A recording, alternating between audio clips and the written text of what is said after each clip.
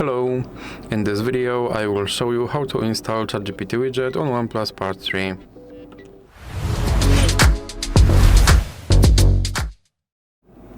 So you have to start by opening your Google Play Store, then click on search bar and type in woolly.ai and click search,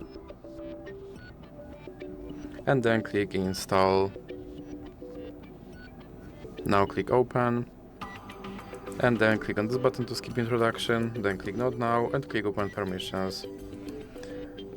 Now click on AI assistant and click here to allow this app to display over other apps, and then you can go back and go back again. Then click start, and as you can see right here there is my ChatGPT widget.